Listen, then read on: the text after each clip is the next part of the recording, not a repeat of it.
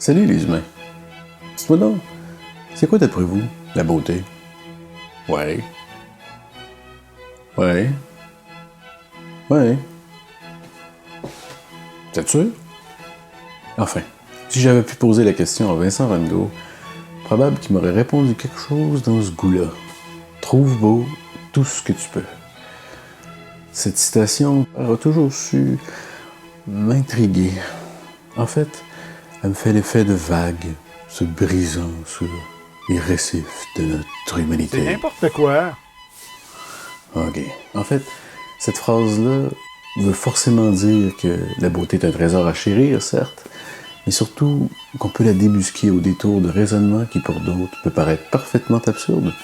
Par exemple, si je vous disais qu'il y a de la beauté dans la laideur. Non, mais pas cette laideur-là. En fait, oui, mais pas seulement. Il y a de la laideur là-dedans. Et là-dedans.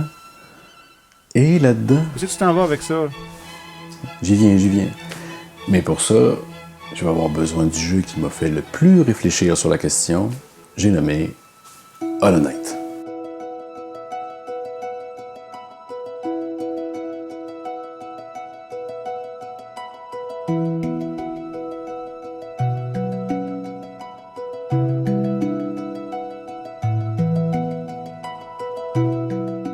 Sorti en 2017 sur PC puis plus tard en 2018 sur les consoles Switch, PlayStation 4 et Xbox One, Hollow Knight est le fruit du travail des deux Australiens Harry Gibson et William Pellen, tous deux créateurs de la compagnie de jeux vidéo indépendante Team Cherry. Dynamique, passionnant et très recherché visuellement, Hollow Knight s'inscrit dans un genre de gameplay dont je raffole, le Metroidvania. Digne héritier d'un néologisme né de l'influence de deux franchises vidéoludiques, Metroid et Castlevania, les jeux s'inscrivant dans cette mouvance reposent sur un principe qui fait la part belle à l'exploration. À l'époque de Metroid premier du nom, les jeux d'action en 2 dimensions utilisaient pour la plupart la technique dite du side-scrolling. Qu'on pourrait traduire par déroulement gauche-droite. En effet, toute l'innovation inhérente au Metroidvania réside a priori dans sa propension à briser le cadre du jeu traditionnel. Ici, le choix de la direction à prendre est à votre entière discrétion. Dans la mesure où votre environnement immédiat le permet, vous pouvez vous déplacer où bon vous semble. Fini cette injonction à poursuivre votre route toujours plus avant. À droite de l'écran, donc. Si vous vous débrouillez pas trop mal, au fil de vos pérégrinations, vous trouverez des artefacts qui, à leur tour, vous prodigueront les pouvoirs censés donner accès aux galeries précédemment inaccessibles et ainsi poursuivre plus avant votre exploration de ce monde dont vous n'avez aucune idée de la profondeur. Et c'est là où, personnellement, je jubile. Quel plaisir en effet de se retrouver projeté dans un monde inconnu, aux règles tout aussi énigmatiques et recelant une multitude de dangers capables de vous pulvériser en un éclair. Mais dites donc, ça vous rappelle pas quelque chose? Hein? Oui. Je sens que ça vient. Ouais. Votre propre naissance. Bingo. Imaginez, vous n'existez pas. Vous ne ressentez pas, ne respirez pas, ne souffrez pas, ne touchez pas, ne goûtez pas, et pour cause, vous n'êtes rien. Ou alors si, une idée dans la tête de vos parents, du moins je vous le souhaite. Puis tout à coup, sans crier gare, quelqu'un allume la lumière au plafond. Dans un millième de seconde, une infinité de paramètres s'établissent autour de vous, à commencer par ce que c'est que ce vous dont je vous rabats les oreilles. C'est-à-dire que même si vous commencez à comprendre qu'il se passe définitivement des choses étranges, vous ne savez ni où vous commencez, ni où vous finissez. Il y a bien un liquide chaud et apaisant qui vous entoure, mais pour ce que vous en savez, cette viscosité primaire pourrait parfaitement faire partie intégrante de ce que vous êtes. Et qu'est-ce que vous êtes d'ailleurs? Évidemment, ensuite viennent les premières bouffées d'oxygène, les petites tapes sur le popotin du bon docteur, le doux visage de votre mère et cette faim irascible et dévorante qui vous commande de boire ce lait maternel si nourrissant et revigorant.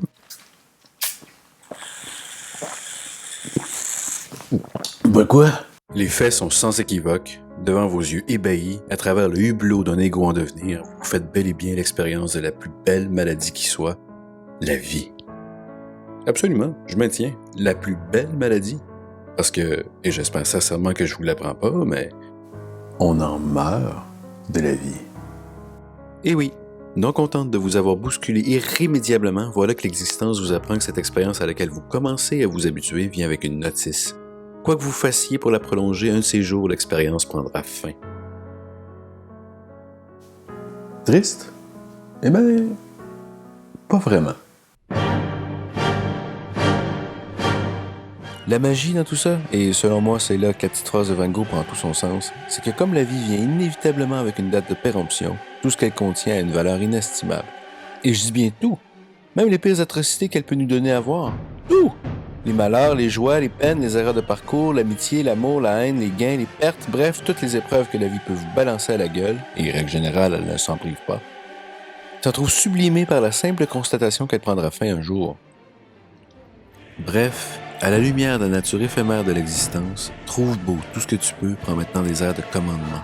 Le caractère fragile de notre passage sur Terre donne le sentiment que l'on doit en apprécier tous les aspects, sous peine de quitter ce monde sans en avoir goûté toute l'ironie ou même la gloire.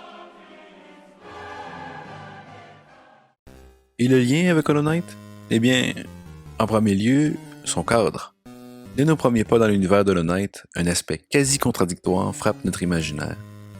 L'architecture des lieux combinée à l'apparence des créatures vivant en son sein.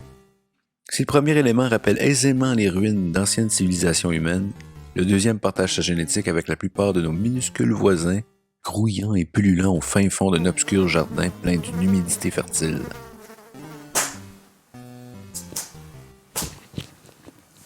Des insectes, donc. Tout de suite, cette première information suscite un questionnement fécond. Est-ce que les créatures ont simplement investi un lieu déjà existant ou sont-elles elles-mêmes les bâtisseurs de ce monde souterrain? Pour attester la deuxième hypothèse, les indices ne manquent pas. À commencer par les mécaniques dispersées un peu partout dans ce labyrinthe immense. Ici, un monte charge parfaitement adapté à la taille du héros, là, un système de grilles censé empêcher les imprudents de franchir le seuil d'une pièce secrète. Tout concourt à nous faire comprendre que les habitants de ces ruines en sont bel et bien les artisans. En acceptant l'idée que les insectes sont effectivement les concepteurs de ce monde, cela suppose qu'Hollow Knight fait la part belle aux miniatures, à l'invisible. En bref, nous voilà bel et bien en face d'une œuvre qui sait que la beauté est affaire d'inattendu, de surprenant. En d'autres termes, que la beauté, la vraie, n'est pas nécessairement là où on l'attend. Hollow Knight met donc en scène des insectes s'étant retrouvés par un concours de circonstances qui nous échappe, avec une conscience et un sens de l'esthétique quasi similaires à la nôtre. Cette idée de conscience humaine insufflée dans le corps de bestioles qui n'en demandaient pas tant est renforcée par cette autre scène clé qui, personnellement, me fait l'effet d'une révélation. Mais d'abord, un mot sur la représentation de ces créatures. L'art pictural de Hollow Knight est fabuleuse, mais elle a d'abord un parti pris. Si le dessin n'est pas a priori réaliste, on jurerait voir des aquarelles en mouvement, ce qui donne un effet cartoonesque. En revanche, il ne lésine pas sur la représentation de détails qui n'ont rien de naïf. L'anatomie insectoïde des habitants d'Hollow Nest, pour ne nommer qu'elle, n'a rien d'édulcoré. Si elle n'est pas parfaitement représentée, elle fait au moins le travail sans chercher à nous épargner.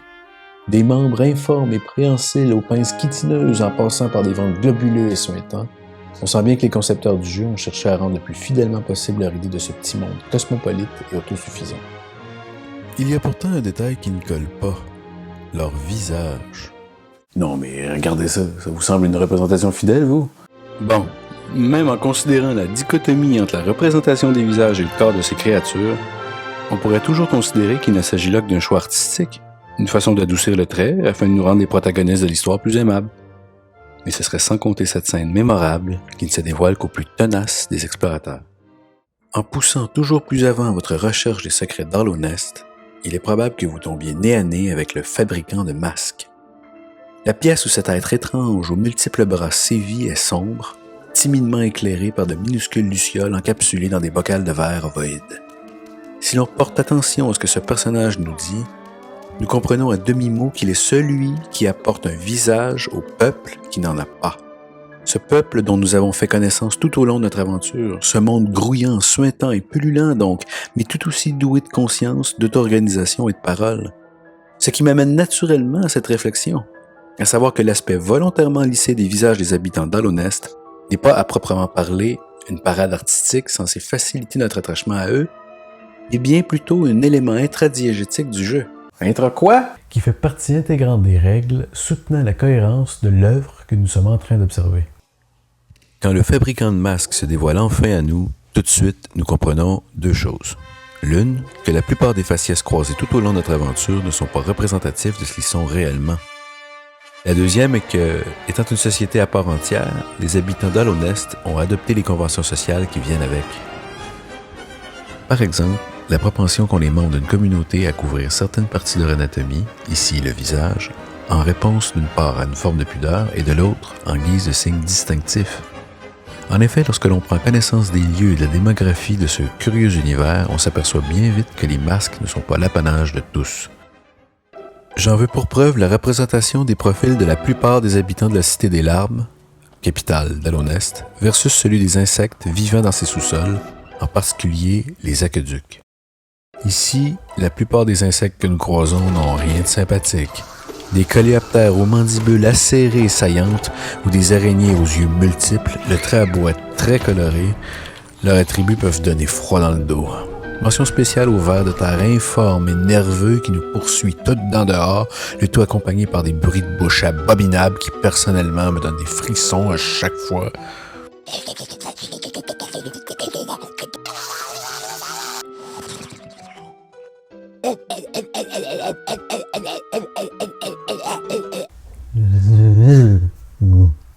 Que déduire de cette nouvelle donne?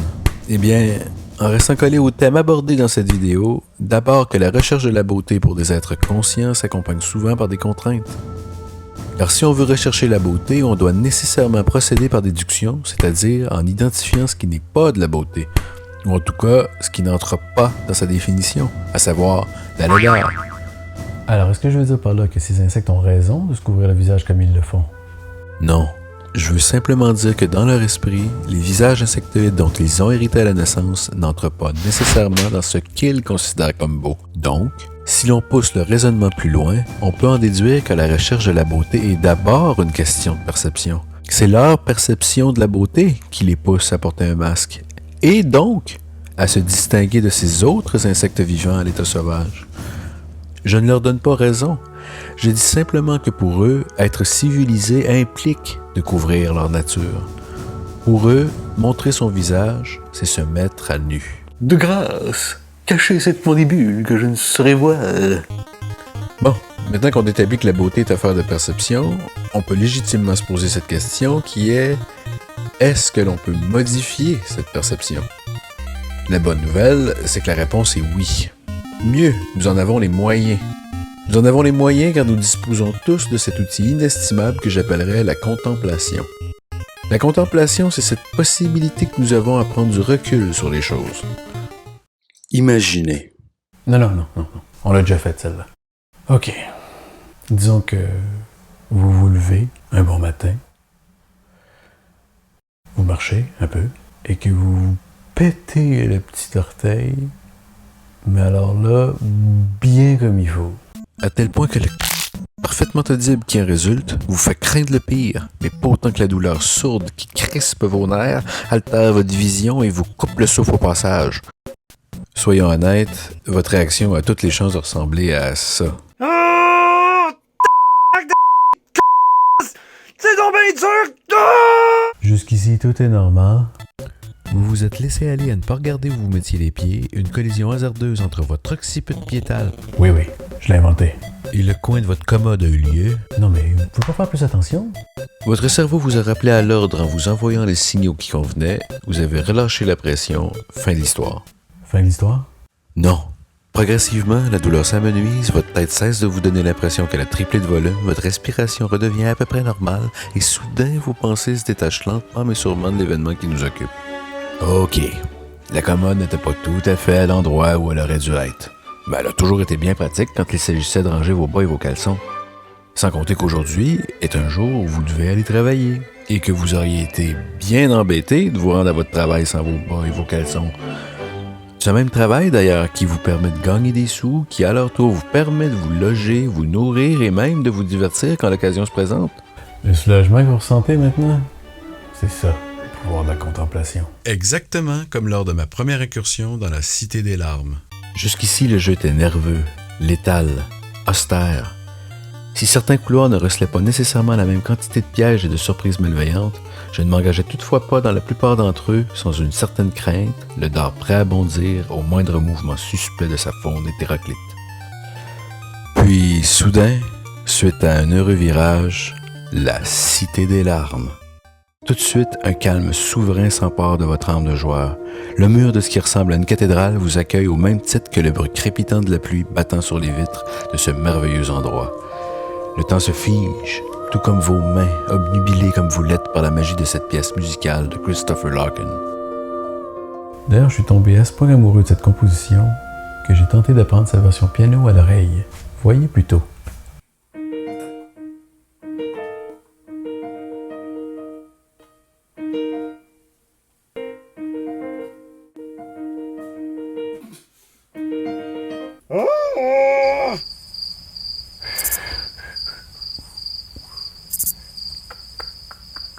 Alors voilà, la contemplation, c'est ça.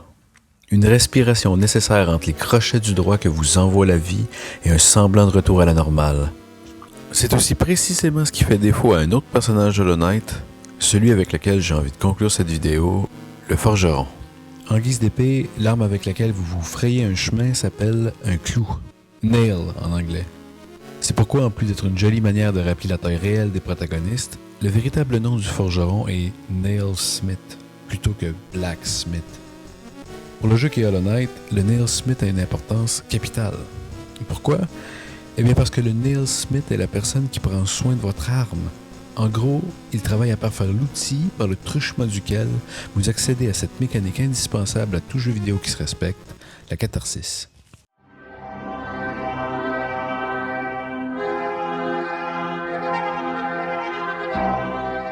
Ce mot qu'on associe à la philosophie aristotélicienne désigne cet intense moment de soulagement que vous ressentez quand le méchant de votre film à suspense préféré reçoit la monnaie de sa pièce une bonne fois pour toutes.